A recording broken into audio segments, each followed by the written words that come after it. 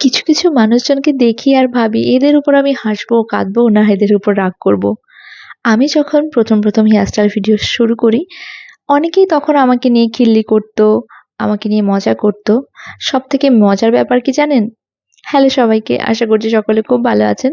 তো যেটা বলছিলাম, একসময় যারা আমার এই হেয়ার স্টাইল ভিডিওগুলো নিয়ে আমার পেছনে নানা রকম মন্তব্য করতো, তারাই এখন দেখছি রিলসে এসে কোমর নাচাচ্ছে। সে যাই হোক, এরা কিন্তু আজকে আমার টপিক নয়।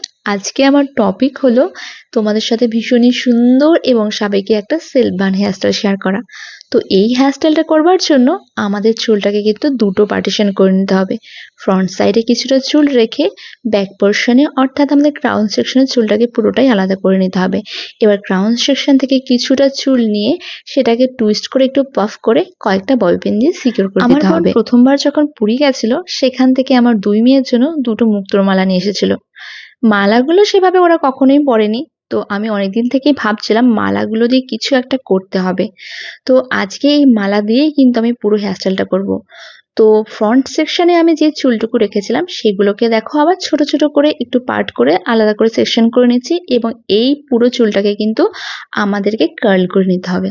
যাদের কাছে টং আছে বা কার্লার আছে তারা তো খুব সহজেই করে নিতে পারবে, কিন্তু যাদের কাছে টং বা কার্লার নেই, যদি স্ট্রেটনার বা ক্রিম্পার থেকে থাকে, এইভাবে কোনো পেন্সিল অথবা আইশ্যাডো ব্রাশের মধ্যে চুলটাকে সেকশন করে করে জড়িয়ে নিয়ে তারপরে স্ট্রেটনারটাকে প্রিহিট করে নিয়ে একটু প্রেস করে নিও, দেখবে খুব সুন্দর কার্ল হয়ে গেছে। আমার দেখো দুই সাইডেরই কার্লগুলো হয়ে গেছে এবং আমি সেগুলোকে পেছনের দিকে নিয়ে ভালোভাবে ববি পিন দিয়ে সেট করে দিয়েছি এবং তার সাথে কিছুটা সেটিং স্প্রে দিয়ে সেট করে নিচ্ছি, যাতে কার্লগুলো একদম ভালোভাবে সেট হয়ে থাকে এবং চুলগুলো কোনোভাবেই এলোমেলো না হয়ে যায়।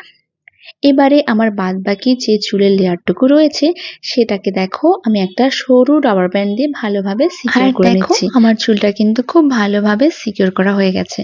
এবার যেটা করতে হবে, 4টে ববি পিন নিয়ে নেব এবং আমার এই পনিটেলটার চারপাশে এই 4টে পিনকে সিকিউর করে দেব। তারপর নিয়ে নিলাম সেই মুক্তোর মালা দুটো।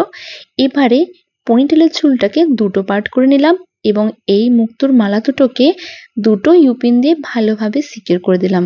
আচ্ছা, এবারে তোমাদের সাথে আরো একটা আইডিয়া শেয়ার করি। যদি তোমাদের কাছে এরকম মুক্তোর মালা না থেকে থাকে, তবে তোমরা কিন্তু সেক্ষেত্রে যে বেল ফুলের মালাগুলো হয় না, সেগুলো এভাবে ইউজ করতে পারো এবং এই হেয়ারস্টাইলটা করতে পারো। আচ্ছা, তবে এবার হেয়ার স্টাইলে ফেরা যাক। তো যেই চুলের পার্টিশন দুটো আমি করে রেখেছিলাম, সেই প্রতিটা পার্টের চুলটাকে কিন্তু আমি আবার দুটো পার্ট করব এবং দুটো পার্টকে এইভাবে টুইস্ট করতে থাকবো। দুটো পার্টকে টুইস্ট করা হয়ে গেল, তারপর সেটাকে একটা রাবার ব্যান্ড দিয়ে সিকিউর করে নিয়েছিলাম। তারপরে এই মুক্তোর মালাটাকে আমি এই টুইস্ট করা চুলটার উপর দিয়ে আবার টুইস্ট করব। খুব সুন্দরভাবে পার্ট পার্ট করে কিন্তু এটাকে টুইস্ট করতে হবে এবং টুইস্ট করা হয়ে গেলে আবার এটাকে আমি সিকিউর করে রেখেছিলাম এবং তারপরে দ্বিতীয় যে পার্টটা রয়েছে সেটাকেও একই রকমভাবে প্রথমে টুইস্ট করে নিয়েছিলাম এবং তারপরে পুঁতির মালাটা দিয়ে ওটার উপরে জড়িয়ে নিয়েছিলাম। তারপরে এবার প্রতিটা পার্টকে আমি ওই রাবার ব্যান্ডটার চারপাশে ঘুরিয়ে একদম প্রপার একটা বানের শেপ দেবো এবং ইউপিন দিয়ে সেগুলোকে সিকিউর করতে থাকবো। তো ভীষণই ইজি এবং সিম্পল একটা হেয়ার স্টাইল। সামনেই তো পুজো আসছে, আমার মতে অষ্টমীর সকালে যদি এইরকম একটা বান হেয়ার স্টাইল করে পুজো মণ্ডপে যাও, তোমার ওপর থেকে কিন্তু কেউ চোখ সরাতে পারবে না। তো পুরো বানটা আমার কমপ্লিট হয়ে গেছে। এইবারে আমার কাছে একটা স্টোনের টিয়ারা ছিল, সেইটা দিয়ে এটাকে আর একটু সুন্দরভাবে সাজিয়ে নিলাম। টিয়ারা না থাকলে কোনো ব্যাপার নেই, এইভাবেও তোমরা কিন্তু স্টাইল করতেই পারো। টাটা।